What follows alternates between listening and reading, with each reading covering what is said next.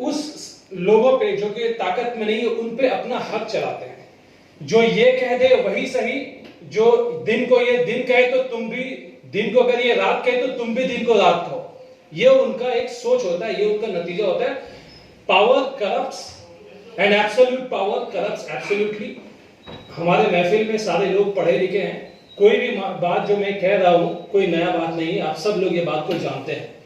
तो ये जो सोच है कि जब एक इंसान या एक फैमिली या एक ग्रुप के लोग पावर में रहते हैं, वो दूसरे लोगों को रेंदते हैं अपने मिजाज के हिसाब से। और ये ह्यूमन राइट्स कहा गया 1948 में, सन 1948 में, लेकिन इसके हिस्ट्री में जाना बहुत जरूरी है कि इसका आगाज कहां से हुआ। सन 1215 में Magna Carta, charter of Magna Carta sign किया गया। कहां साइन हुआ? विंडसर कासल, इंग्लैंड में विंडसर कासल के बाहर। क्यों साइन हुआ, इस बात को आप प्लीज समझिए। आज हमारे देश में हम जानते हैं कि ह्यूमन राइट्स कमीशन है, नेशनल ह्यूमन राइट्स कमीशन है, स्टेट ह्यूमन राइट्स कमीशन है, और हम सोचते हैं कि कुछ भी अगर है कि ह्यूमन राइट्स का वायलेशन हुआ, हम कमीशन में चले जाएं तो हमारा मामला सॉल्व हो जाएगा। देखिए, ऐसे सॉल्व नहीं होता।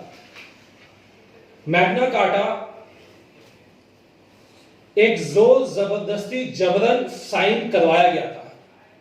उस वक्त जब इंग्लैंड के किंग जॉन थे, उनकी लड़ाई चल रही थी, फ्रांस के कुछ टेरिटरी उनका था और वो कमजोर थे, उनको मदद कर रहे थे। उस जमाने के जो एक ग्रुप थे इंग्लैंड में रहने वाले लोग, वो उनको मदद कर रहे थे। ये एक के बाद एक जंग हारते और आकर के अपने लोगों से कहते, अपने शहरी से कहते कि टैक्स बढ़ा दो। अब ये लोग टैक्स भी देते, जबरन टैक्स वसूल करते। आप उस हद से उन दिनों के हुए हुए मामला जो मैं आपको बता रहा हूं, उसको आप आज से जरूर जोड़िए। आज आप देखिए कि टैक्स कैसे बढ़ रहा है, हर चीज का दाम आपको समझ में नहीं आता। डायरेक्ट टैक्स और इनडायरेक्ट टैक्स, दो तरीके से पैसा वसूल करती है सरकार। जीएसटी लगा करके बेवकूफ बनाते हैं, पेट्रोल का दाम बढ़ा दिया जाता है, किसी को समझ में नहीं आता, गैस का दाम बढ़ा दिया जाता है, किसी को समझ में नहीं आता। तो सरकार का काम है लोगों से पैसा वसूल करो। क्यों वसूल करो? आप उसके एवज में हमें क्या देते हैं, ये डिमांड उठा था उस वक्त में, और उस वक्त में मैग्ना कार्टा साइन हुआ था। मैग्ना कार्टा हिस्ट्री में हमेशा एक इंस्पिरेशनल डॉक्यूमेंट रहा है। और जब मैं एलएलएम कर रहा था इंग्लैंड में, तो मैं सेल्सबरी कैथेड्रल गया था। सेल्सबरी कैथेड्रल में एक ओरिजिनल कॉपी उसका है रखा हुआ, और उस जमाने में 1215 में वो शीप के स्किन में लिखा हुआ है, लैटिन वर्ड में लिखा हुआ है, विद रॉयल सील के साथ में डॉक्यूमेंट रखा हुआ है।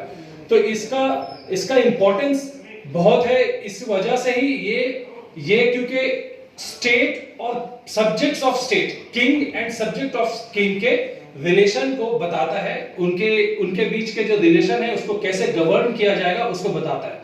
देखिए, 3 टॉपिक में ह्यूमन राइट्स को बांटा जा सकता है: right to life, right to liberty and right to education. Right to life, right to liberty and social right, क्योंकि एजुकेशन आपके राइट टू लाइफ में आता है। रिसेंटली सुप्रीम कोर्ट का जजमेंट भी है उसके ऊपर में।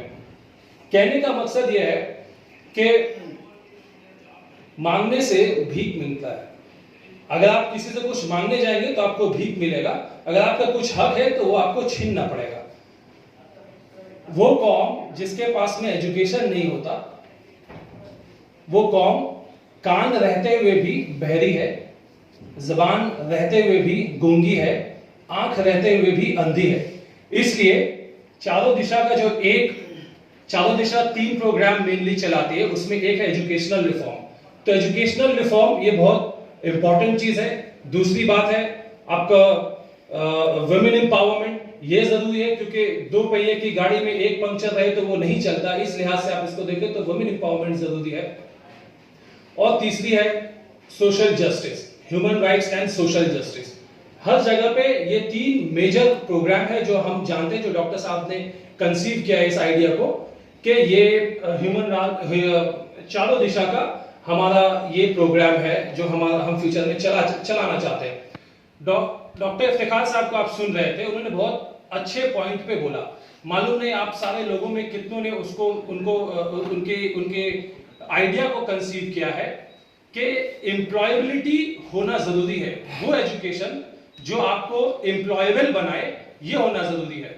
एजुकेशन में दो तरह की बातें होती है, एक होता है स्किल डेवलपमेंट और एक होता है वो डिग्री जो आपको क्वालिफाइड करता है किसी जॉब को पाने के लिए, जैसे डॉक्टर, इंजीनियर, लॉयर्स, ये एक प्रोफेशनल कोर्सेज हो गए। ठीक उसी तरीके से वो बच्चे जो ग्रेजुएशन नहीं कर पाते या वो बच्चे क्लास 12 के बाद स्कूल को पढ़ाई को कंटिन्यू नहीं कर पाते, तो फिर वो वोकेशनल ट्रेनिंग में जा सकते हैं।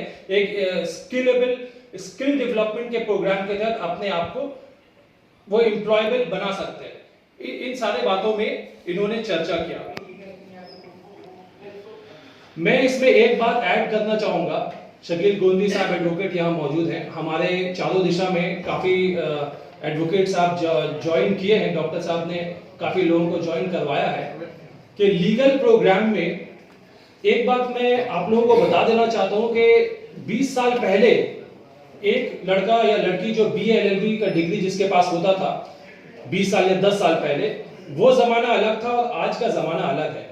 तो चारों दिशा के तहत से ये एक प्रोग्राम आप कर सकते हैं कि लॉ डिग्री करने के बाद में कोई बंदा UPSC हो या WBSC हो या जुडिशरी हो, इसकी एग्जाम तो वो क्रैक करने की तरफ जा ही सकता है, ये तो एक रास्ता है ही, लेकिन इसके अलावा भी बहुत सारे रास्ते हैं जहां पे एम्प्लॉयमेंट अपॉर्चुनिटीज है।